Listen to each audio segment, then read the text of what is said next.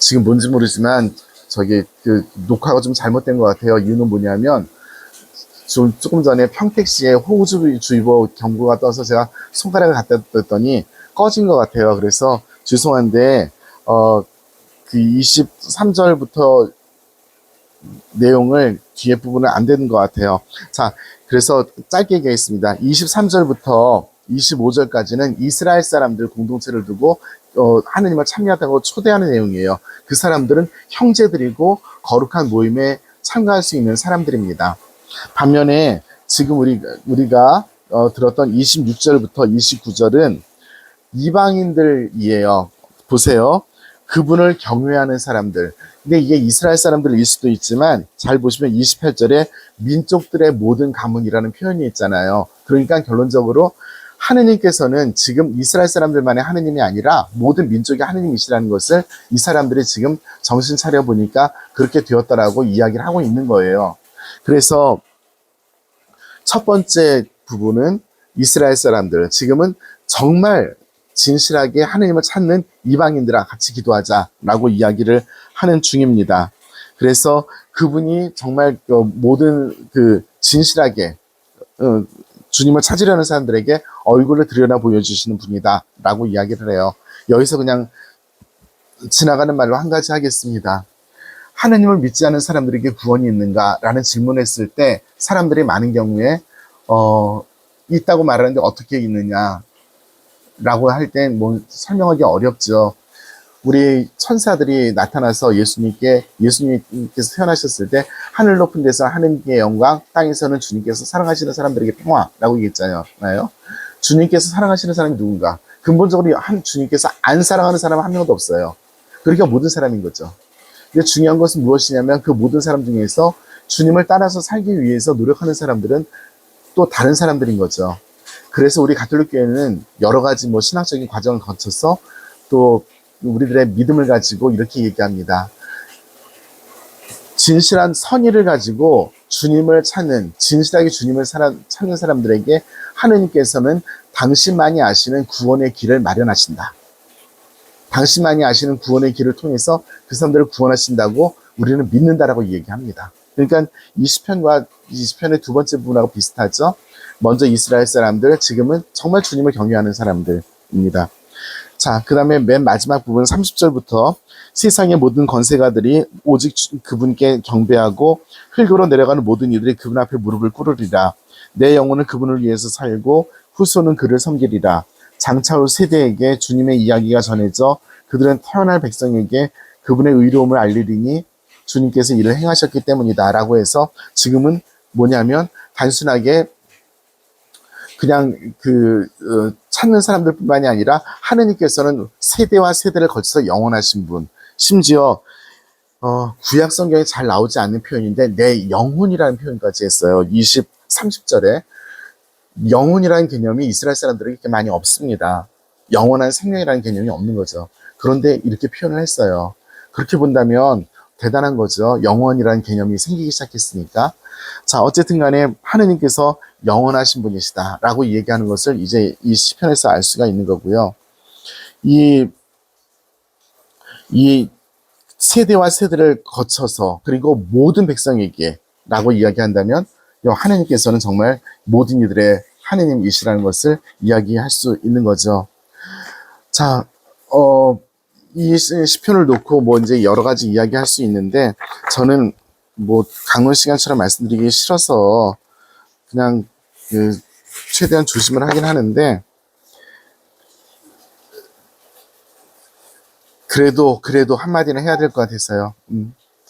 예수님께서는 십자가에 달려서 돌아가셨습니다. 그리고 하느님께로부터 버려진 체험을 했어요. 지금 이 시편 저자의 이야기가 마테오복음과 마르코복음에서 그대로 사용이 되고 있죠. 지금 예수님은 버려져서 십자가에 매달려 계시고 사람들은 고개를 흔들면서 웃고 있고 보니까 사방을 둘러싸고 있는 사람들 다 나를 조롱하고 있고 나는 환난에 빠져 있고 가장 중요한 것은 절망에 빠져 있어요. 이제 나는 모든 것을 다 내려놓았고 마지막으로 기댈 곳은 하느님밖에 없는 거예요. 그런데 그 하느님마저도 나를 죽음으로 이끌어 가셔요. 모든 것에서 다 난 버려진 거예요. 인간으로서 예수님은 더 이상 갈 데가 없습니다. 모든 것을 열심히 하셨고 추구했고 이루어지려고 믿었고 하나님이신 그분이시지만 인간 예수님은 자기도 모르는 죽음을 맞아요.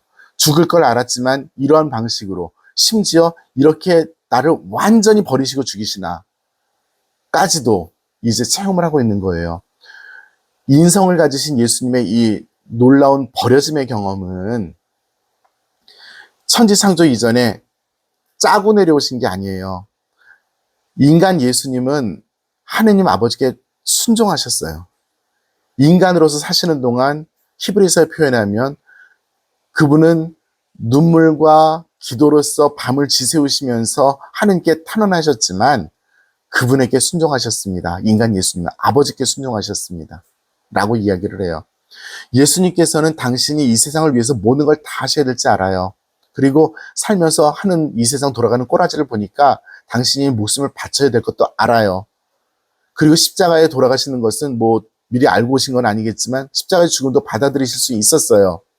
그런데 문제는 뭐냐면 죽는 순간까지 아무런 자기에게 당신 자신에게 무엇인가 되어 있는 것이 없어 보이는 절망에 빠지는 거예요. 그냥 하느님만 믿을 수밖에 없는 그 완벽한 버려짐.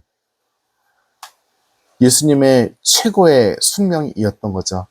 그 버려짐을, 그 절망을 소리질러서 하느님께 표현했던 왜 나를 버리셨습니까? 이것이 탄원이지만 이 탄원은 하느님께 대한 원망이 아닌 이제 다 아무것도 아닌 것이 되었으니까 당신 마음대로 하십시오라고 소리를 지르는 중이에요. 이것보다 더 큰 숙명은 없었던 거죠. 인간 예수님의 가장 절정의 숙명은 바로 이 십자가에서 이루어진 것이고 바오로 사도는 아주 단호하게 이야기합니다. 아버지께서는 예수 그리스도의 이 절망스러운 고통과 아픔을 보시고 그분을 들어 올리셨습니다. 예수님이 이러시신 게 아니에요. 인간 예수님은 돌아가셨어요. 그것을 보시고 하느님 아버지께서 예수님을 들어 올리셨습니다. 생명으로 다시 들어 올리셨습니다. 그리고 그분을 하늘로 부르셔서 영원한 자리에 앉히셨습니다. 그리고 이제 그분이 구원한 모든 사람들에 대한 권한을 주셨습니다. 심판자로서의 권한을 주셨습니다. 라고 얘기를 해요. 네. 자, 좀 어려운 이야기이지만 우리가 이 시편을 읽을 때 예수님의 고통을 이야기할 때요. 예수님께서 고통을 받으시고 죽으셨다. 관념적인 이야기일 수 있어요, 우리들에게. 적어도 우리가 예수님께서 체험하셨던 완전한 버려짐을 아버지께로부터까지도 버려졌다고 느낌을 받지 않았을 때 이 시편이 하느님께 부르짖으면 구해주시려나 하는 희망 쪽으로 많이 이야기되겠지만 이 시편에서 이야기하는 가장 중요한 포인트 중에 하나는 버려짐입니다. 버려진 사람이 가지는 희망이기도 하지만 버려짐이기도 해요.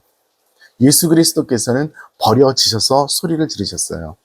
그리고 예수 그리스도께서는 그래서 아셔요. 어떤 형태가 될지 모르지만 하느님께서 구원하실 것을 알아요. 하지만 인간이기에 너무나 고통스러워요. 그래서 소리 지르셨습니다.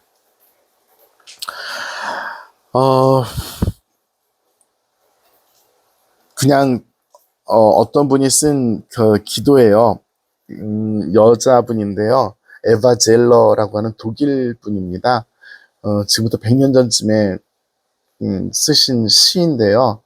제가 그것을 그냥 읽어드리는 것으로서 그냥 마칠게요. 네. 제목이 뭐냐면, 하느님, 당신은 어디에 머물러 계십니까? 라는 것입니다.